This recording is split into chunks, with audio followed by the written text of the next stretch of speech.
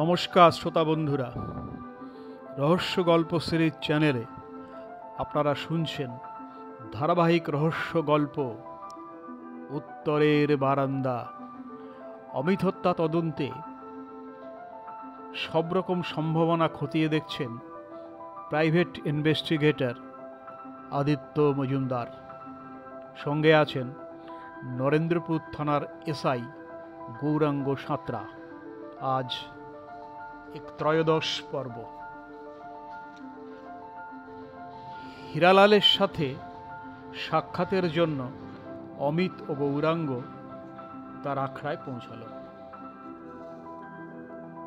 Club বলতে একটা পাঁচিল আর ভেতরে একটা আখড়া। হীরালাল অনুশীলন করাচ্ছিল ছাত্রছাত্রীদের। আরে আদিত্য বাবু যে, কি খবর? মার্শাল আর্ট শিখবেন নাকি? আপনার সঙ্গে একটু কথা বলতে এলাম। আপনি কাজ সেরে নিন, আমরা বসছি। ঠিক আছে, একটু বসুন, চা খান। এই পচা, এখানে দুটো চা দিয়ে যা, আমি লেসনটা দিয়েই আসছি। শীতকালে আদা দেওয়া চা বেশ ভালোই লাগছিল খেতে। ইতিমধ্যে হীরালাল ফিরে এলো। আমরা অমিত দাস মার্ডার তদন্তের কাজে এসেছি। আপনাকে দু একটা প্রশ্ন করব। মাসুদ সাহেব সেদিন আপনাদের এই কেসে তদন্ত করতে বারণ করলেন, তাও তদন্ত করছেন। আপনাদের কি ভয় ডর নেই? হীরালাল হালকা হেসে বলল। হীরালালের কথা এড়িয়ে আদিত্য বলল, আমার প্রথম প্রশ্ন হলো, খুনের দিন অর্থাৎ 23শে অক্টোবর আপনি কোথায় ছিলেন? যদি আপনার কথার বা আপনার প্রশ্নের উত্তর না দেই, তবে আপনি কি করবেন? হীরালাল আবার হেসে বলল, যদি উত্তর না দেন তাহলে পুলিশ আপনাকে সন্দেহ করবে। আর এই অঞ্চলে একটা প্রবাদ আছে, বলতে পারেন গুজবও, ইব্রাহিম মাসুদের সমস্ত বেআইনি কাজকর্ম আপনিই চালান। না না, মিছিমিছি পুলিশ আমাকে সন্দেহ করুক, আমি এটা চাই না। বলছি কোথায় ছিলাম। খুনের 4 দিন আগে আমি বিহারে আমার দেশের বাড়িতে গিয়েছিলাম। ফিরেছিলাম খুন হবার 2 দিন পর। খুনের দিন আমি কাটিহারে মায়ের কাছেই ছিলাম।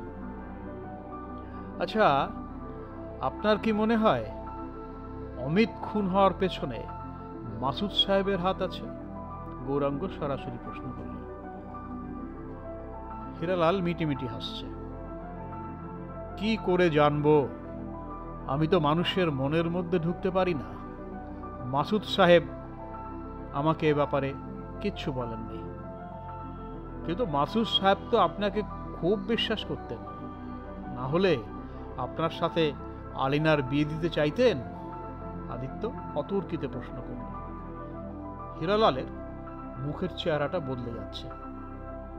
বিয়ে বিয়ে দিতে চাইলেই করতে হবে? মাসুদ সাহেব কি ভেবেছেন ওই এঁটো মেয়েকে আমি বিয়ে করব? কথাগুলো হীরালাল ঝোঁকের বশে বলে ফেলল। সে অনাবশ্যক রূঢ়ভাবে বলল, আদিত্যবাবু, এবার আপনারা আসুন, আমার অন্য কাজ আছে।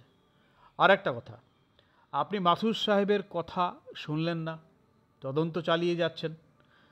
সেক্ষেত্রে আপনার জীবনের দায়িত্ব কিন্তু আমরা নেব না। চলো গৌরাঙ্গ, এবার ফেরা যাক। চলুন দাদা, আমার বাড়িতে একটু চা খেয়ে যাবেন। গৌরাঙ্গ বিগলিত গলায় বলল। তাই চলো, চা খেতে খেতে কেসটা নিয়ে আলোচনা করা যাবে।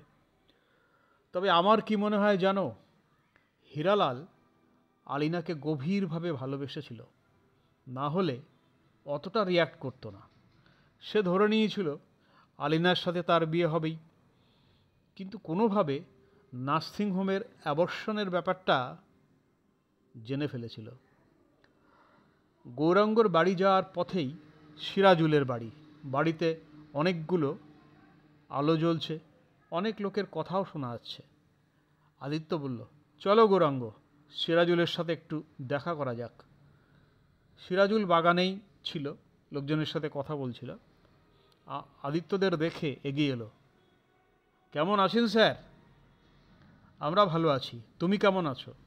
তোমার বাড়িতে এত লোকজন। কাল সরকারের সঙ্গে এলাকার আলু ব্যবসায়ীদের একটা মিটিং আছে, তাই সবাই এসেছেন।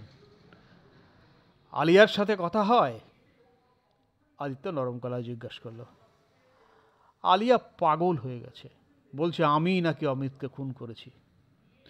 তুমি উদ্বিগ্ন হয়ে না সিরাজুল, সব ঠিক হয়ে যাবে। আমরা খুনিকে ধরবই। আজ চলি, পরে কথা হবে। জায়গাটা বেশ অন্ধকার।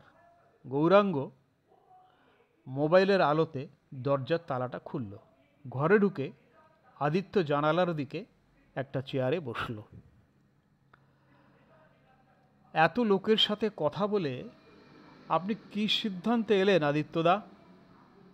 মাসুদি খুনটা করিয়েছে নাকি অন্য কিছু ঘটেছে? গৌরাঙ্গ 2 কাপ চা নিয়ে সঙ্গে চিড়ে ভাজা নিয়ে হাজির হলো। মাসুদি হয়তো খুনটা করিয়েছে, কিন্তু আমার এখনও 2-1টা খটকা রয়ে গেছে। কথা বলতে বলতে আদিত্য লক্ষ্য করলো একটা সাদা এসইউভি গৌরাঙ্গর বাড়ির সামনে এসে দাঁড়ালো। হেডলাইট নেভানো, জানলার কাচগুলো কালো। এই সময় রাস্তায় হঠাৎ গাড়ি কেন? এখানে তো কেউ থাকে না। হেডলাইট নেভানো। আদিত্য বিপদের গন্ধ পেল। তোমার সার্ভিস রিভলভারটা কোথায় গৌরাঙ্গ? আদিত্য চাপা গলায় জিজ্ঞেস করলো। কেন? ওই তো টেবিল উপর রয়েছে, ওটা সঙ্গে রাখো আর মাটিতে উপুড় হয়ে শুয়ে পড়ো। কথাগুলো শেষ হতে না হতেই গাড়ির কালো কাচ কয়েক ইঞ্চি নেমে গেল। বেরিয়ে এলো কালাশনিকভের নল। পরের কয়েক মিনিট ফোয়ারার মতো গুলি ছুটে এলো। গুলিতে ঘরের ইলেকট্রিক বাল্বগুলো চুরমার, ঘর অন্ধকার। আদিত্য ফিসফিস করে বলল, বুকে হেঁটে রিভলভারটা নিয়ে এসো গৌরাঙ্গ। গৌরাঙ্গ কয়েক ইঞ্চি এগোতে না এগোতেই আবার গাড়ি থেকে গুলিবর্ষণ শুরু হলো। যখন থামলো, গৌরাঙ্গর ঘরটা ধ্বংসস্তূপ। গৌরাঙ্গ এতক্ষণে রিভলভারটা হাতে পেয়েছে, সঙ্গে 1 বাক্স কার্তুজও। বুকে হেঁটে বাথরুমের দিকে চলুন আদিত্যদা, ওটাই এখন সব থেকে সেফ জায়গা। বাথরুম পৌঁছতে প্রায় 5 মিনিট লাগলো। ভাঙা কাচ ঘরময় ছড়িয়ে আছে। বুকে হেঁটে চলতে গিয়ে রক্তাক্ত হতে গেল।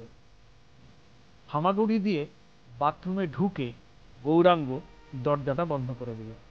বাথরুমের দরজা দিয়ে গাড়িটিকে তখনও দেখা যাচ্ছে, কাচগুলো দিয়ে দাঁড়িয়ে রয়েছে। গাড়িটিতে ফায়ার করবো? গৌরাঙ্গ বলল। না, করো না, কোনো লাভ নেই। আমি শিওর গাড়িটা বুলেট প্রুফ। যতক্ষণ না ওরা নিশ্চিত হচ্ছে আমরা মরে গেছি, ততক্ষণ গাড়ি থেকে ওরা নামবে না।